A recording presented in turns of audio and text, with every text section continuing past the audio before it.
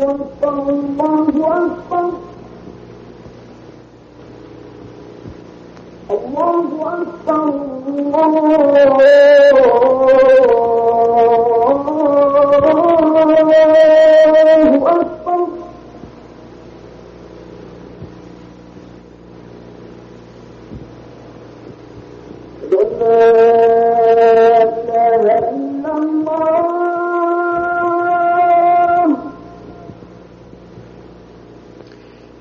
the name of God, the beneficent, the merciful, the creator and sustainer of the universe, I greet you with a greeting that is common in Islam, Assalamu-alaikum, which means peace be unto you.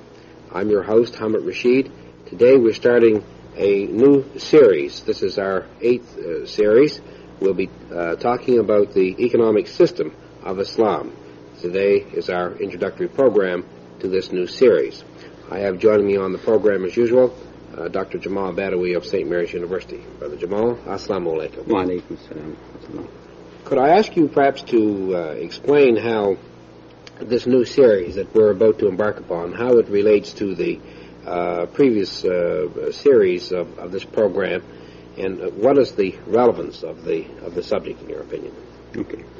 First of all, with respect to the tie between this series and the previous ones, you might notice that in the first 3 series, the emphasis was more on the articles of faith, the matters of belief.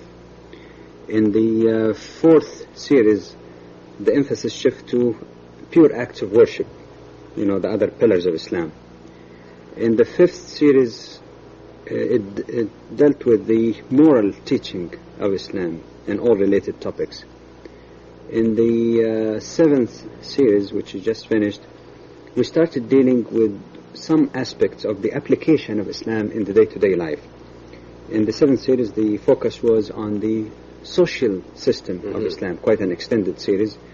And so we're simply moving on to other aspects of application of Islam in the day-to-day life, one of which, of course, is economics, and in the future we hope also to be able to touch on other aspects like political system in Islam or system of government and so on. That's how.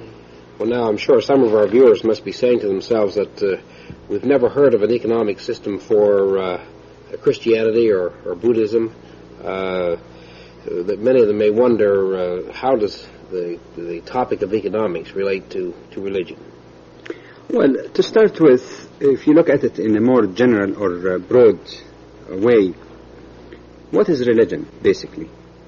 Religion is, a set of beliefs or tenets which organize or regulate the relationship between the individual and his creator, God, capital G, and between the person and other people, other human beings, between the person and the universe, and even the relationship of the person to himself or herself. In that sense, then, in a way you could say that religion organizes or regulates human behavior. And surely one aspect of human behavior is economic behavior. Because, as economists put it, in economics really you're talking about human behavior in the area of production, distribution, and consumption of goods and services. Now, when we talk about human behavior, whether in economic area or other areas, this behavior is not value-free, nor is it value-neutral. In other words, the question of values and principle is part of that behavior. It is connected with the ideological foundation of that faith. In fact, in Islamic perspective, the economic part of human behavior as part of religion, quote unquote, has been mentioned in the Quran as part of the mission of all prophets and messengers in the past. For example, in the Quran, in chapter 21, verse 73, speaking about so many prophets in the past like Abraham and other Israelite prophets, it still mentions something that relates to economics, the question of charity or social justice and the economic distribution of wealth, for example. And that speaks about several prophets. In chapter 7 in the Quran, particularly in verse 85, it speaks about Prophet Shu'aib, and again how he was teaching his people not to deal in fraud and to be just and fair and equitable in their financial dealings. In chapter 83 in the Quran also, it condemns people who deal in fraud and do not give people their due right as part of the commercial activity. However, despite of the fact that this is a basic principle, a broad characteristic of the teaching of all prophets, Yes. We find, though, that the followers of those religions have interpreted these economic teachings in a variety of ways, sometimes going into one extreme or the other. I think most people are familiar with certain interpretation that views the economic goods or enjoyment of life as something that should not be really focused on, and that a person who would like to achieve felicity and righteousness would do best by avoiding or keeping away from worldly affairs, and that richness or wealth in itself makes it difficult for the person to enter into paradise in itself. Now, in the case of Islam, we find that its economic system is not just a matter of broad appeal to charity, voluntary charity, which is not enforceable, but we find that Islam gives a more comprehensive approach or view of economic life, which in turn is ideologically founded. It is based on the basic teaching and tenets of Islam. Now, you use the phrase economic system of Islam. When you use that phrase, is that the same as economics viewed from an Islamic perspective? Well, not necessarily, even though it might sound too close. You see, when we talk about economics as such, we're really talking about a science or field of study which focus on the study of economic phenomena and try to derive some principles or laws which regulate this economy. Most people must have heard of the laws of supply and demand, for example. Yes. Supply and demand is a matter that applies or cuts across varieties of economic systems, varieties of ideologies, because it's a basic law in economic life. The same thing when you talk, for example, about efficiency in production. Whether you're talking about Eastern or Western economy, you're talking about still a basic concept of trying to be efficient, use the minimum resources and get the maximum output out of your production process. However, when we speak of economic system, then there could be so many systems. You see, economic laws are universal, or some of them are universal. But economic systems could vary. You could have a communist economic system, a socialist economic system, a capitalist economic system, an Islamic economic system. See, because when you talk about a system, you're talking about a system which is based on certain goals, principle, philosophy, which are quite unique to that particular ideology. Now, this economic system could also be extended further beyond the discussion of philosophical principles, goals, to extend also to look into how the system itself functions. What is the functioning of the system, the mechanism, the process and outcome. How, for example, in a given economic system under certain philosophy or ideology, how does consumption, investment and saving can be determined? What is the market structure?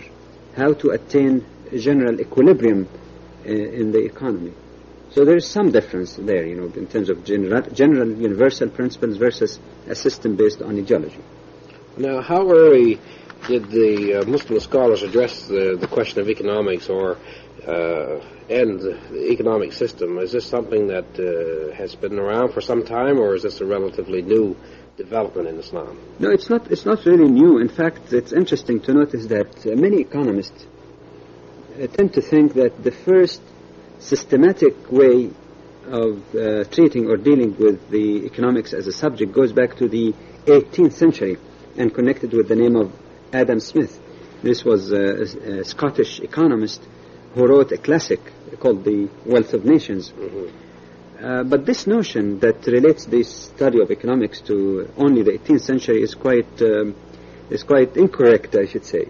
There have been so many Muslim scholars who wrote about economics in a systematic way from an Islamic point of view, and their writing goes back as far away as the 8th century. Yes. In the Christian era. That's more than 1,000 years before Adam Smith. I just have 3 examples of this here with me, but there are others also. For example, this book here is called Al-Kharaj, which deal mainly with what you might call today macroeconomic system. And that was written by a man by the name of Abu Yusuf in the 8th century. In fact, in the 10th century, a book with the same title was written by another person also called Yahya bin Adam. So that's another reference. In addition, there is also in the 11th century a famous writer by the name of Al-Mawardi wrote the book called Al-Ahkam al-Sultaniyya, which again deals with the basic macro aspects of economics. And that was again in the 11th century. In the same century also another jurist by the name of Al-Farra wrote a similar treatise also. In the 11th century also we find a great writer by the name of Al-Ghazali, who also addressed some aspect of that. In the 12th century, a very famous Muslim philosopher, writer, scholar by the name of Ibn Rushd, who is known in the West more as Averroes, a very famous philosopher, scholar. He also addressed the subject. In the 13th century, a scholar by the name of Izzuddin Ibn Abd Salam also addressed the subject. In the 14th century, a good treatment of the subject also was suggested by a famous Muslim jurist by the name of Ibn Taymiyyah. In the 15th century, there were several contributions, one of which by a man by the name of Al-Maqrizi, and the other by Ibn Khaldun. This is again a recent reproduction of his work. Ibn Khaldun in particular was described once by the famous British historian Arnold Toynbee as the greatest sociologist who ever lived. And he was both a sociologist, economist to some extent also, because he deals in some systematic way with some aspect pertaining to economics. From these few examples, like I said, it's more than 1,000 years before Adam Smith than the subject of economics in Islam has been addressed, or at least economics in some systematic treatment. In addition to this, throughout Islamic history, there have been numerous jurists and scholars who also wrote about certain aspects of Islamic economics, or economics viewed from an Islamic point of view. They addressed both, actually. But of course, this subject or this treatment was scattered in a variety of books of jurisprudence. But more recently, we find there are so many scholars in recent decades who started to address the subject, like Sayyid Qutb al-Mawdudi, Yusuf al-Qaradawi, Muhammad Baqir al-Sadr, Muhammad al-Mubarak al-Sibai, Abu Saud, Isa Abdu, Muhammad Abu Zahra, Mundhir Tahf, Chapra, Omar Chapra, Muhammad Najatullah Siddiqui. There are numerous individuals who belong both to, you might say, the traditional jurist stream, as well as those who have had some study of economics in the modern sense.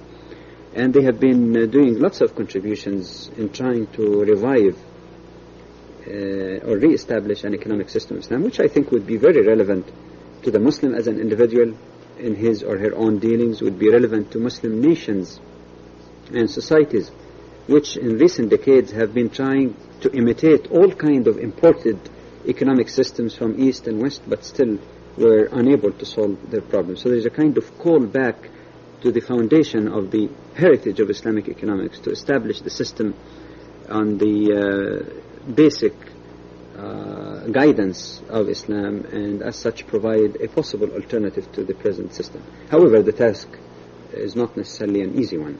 Mm-hmm. Well, given that we've had this source material that's existed for such a long period of time, why is it that research in this area appears to be so difficult? Well, there are a number of reasons for this difficulty. First of all, the way that previous scholars used to write is a little bit different from what we're used to today. Yes. For example, you can go now and find certain books that has the title Economics, or some aspect of economics, or one specialized area of economics. However, the way that Muslim jurists wrote did not make that strict separation, because they viewed Islam as a complete way of life, and most of the discussions of economics were also interspersed with other subject that they were dealing with. So in order to pick the specific aspect dealing with economics, it required lots of digging in this heritage or this literature. That's one thing. Another problem also is that most of these references, for example, the 3 examples I have here from very old works going back to the 8th century, are all in Arabic. And there are few attempts, really. There have been some attempts to translate some of those works. But of course not all work is available in other languages. But of course the reason behind that possibly has been that these writings or works were written at the time when the Arabic language was the language of civilization and culture, being the supreme and prominent thing in the world at this time. Just like when you say today English and French or German are the language of learning. So that was the case at this time. So that would be another difficulty, of course, the knowledge of the language, or at least working together and closely with someone who knows the language.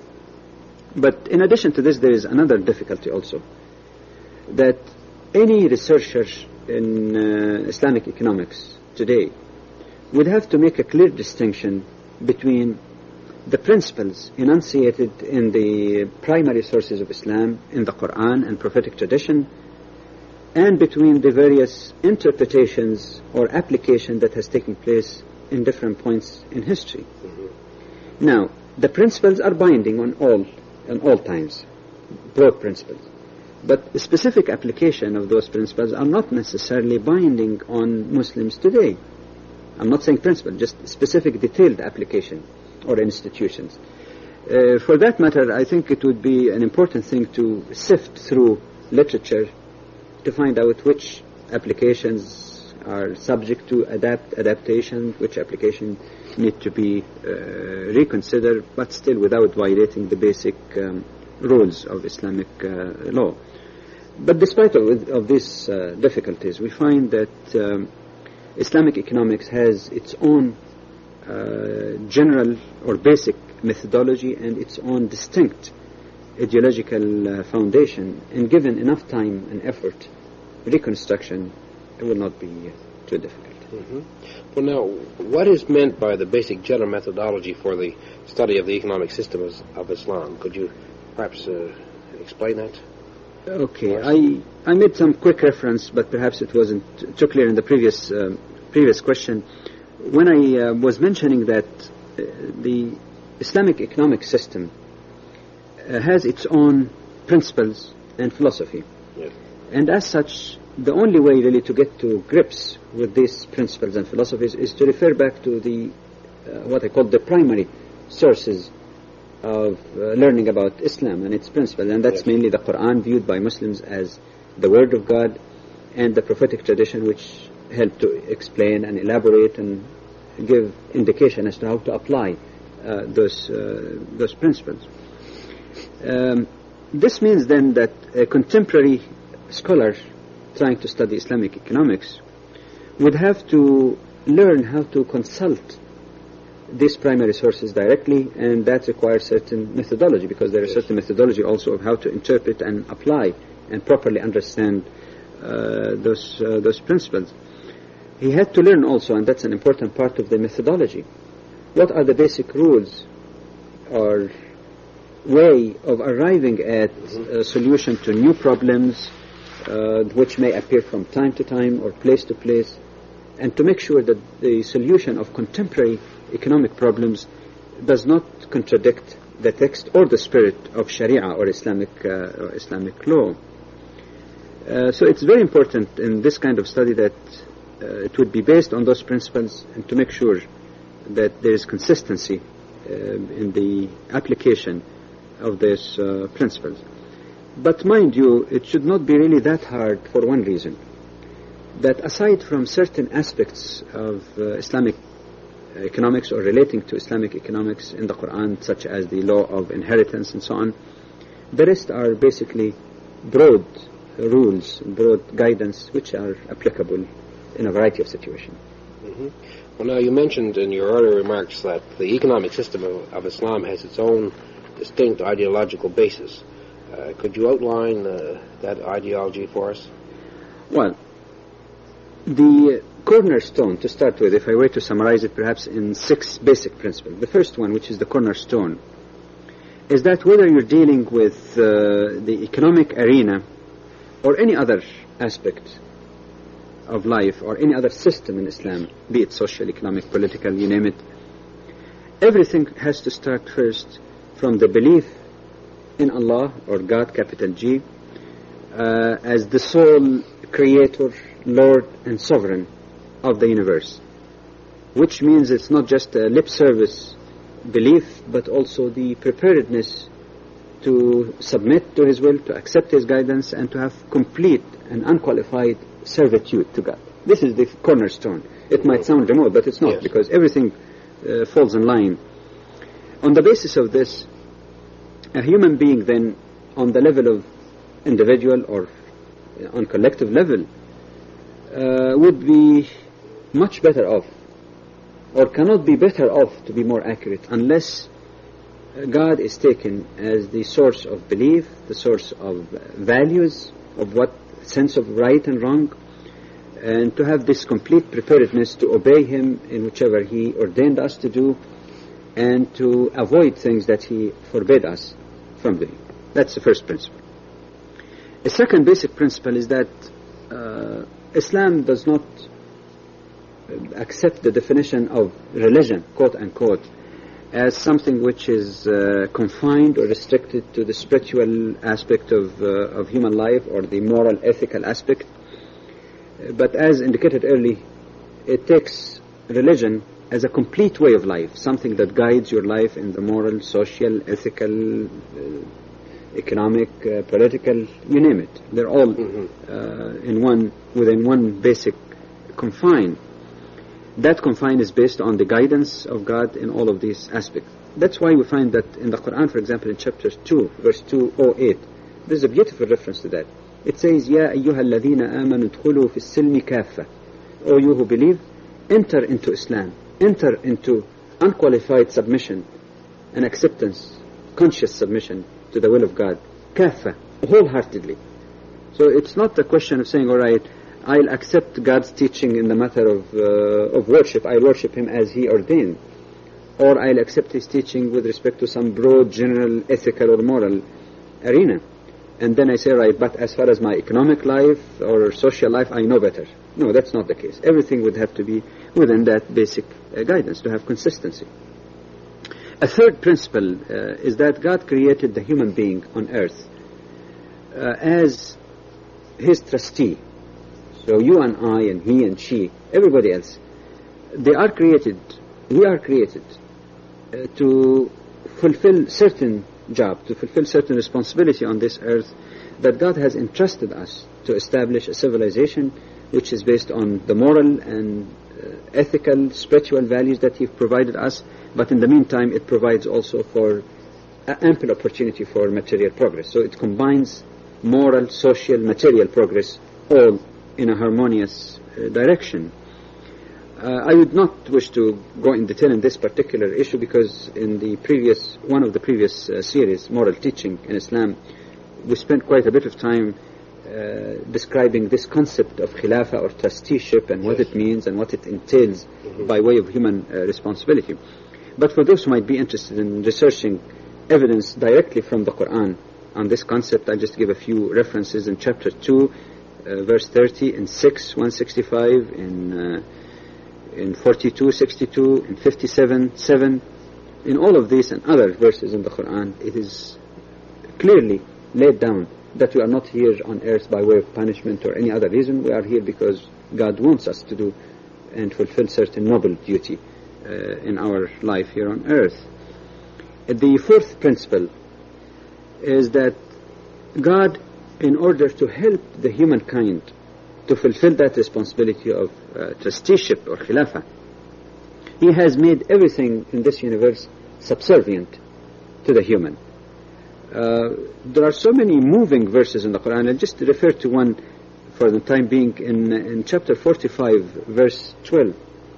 It says that God created for you, made subservient you, everything on earth and in heavens, which even does not restrict human energies from harnessing and utilizing everything in quote-unquote nature, which Allah has created or God created in nature.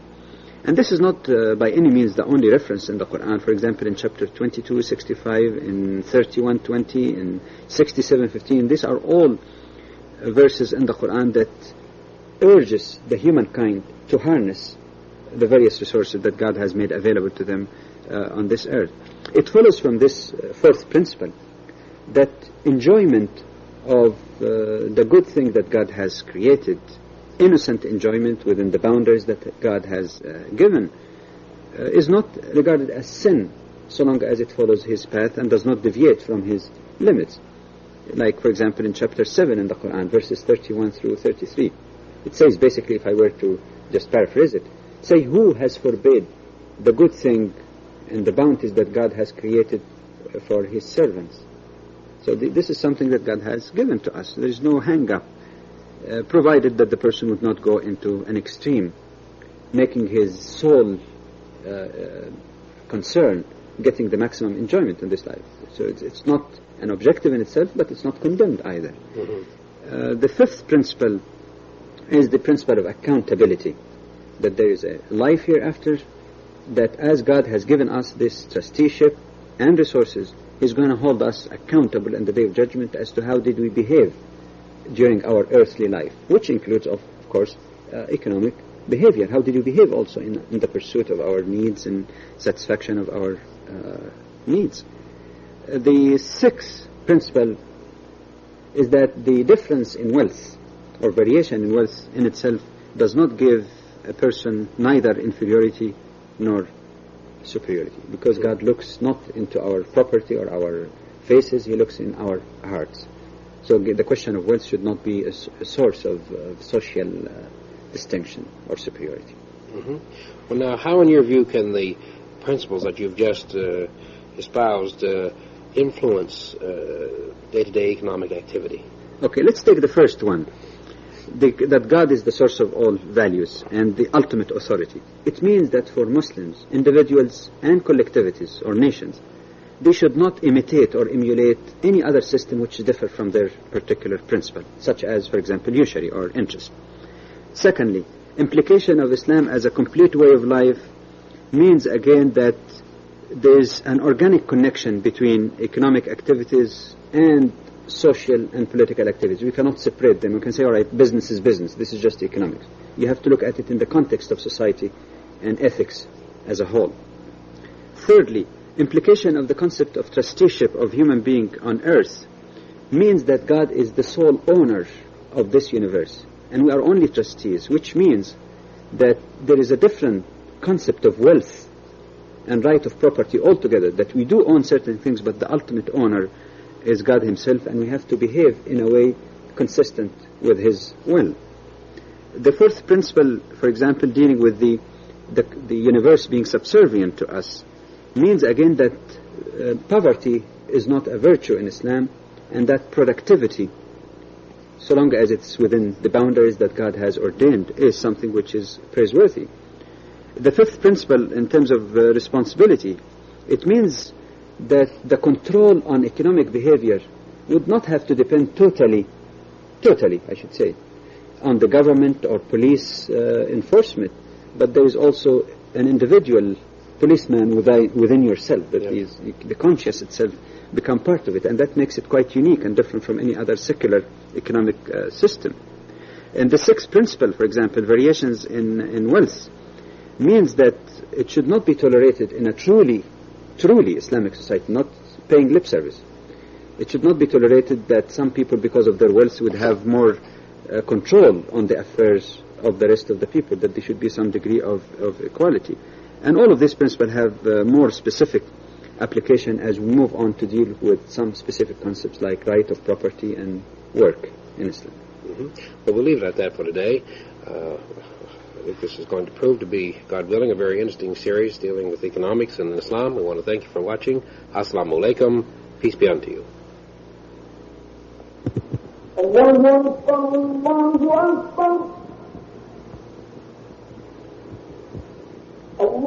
أكبر الله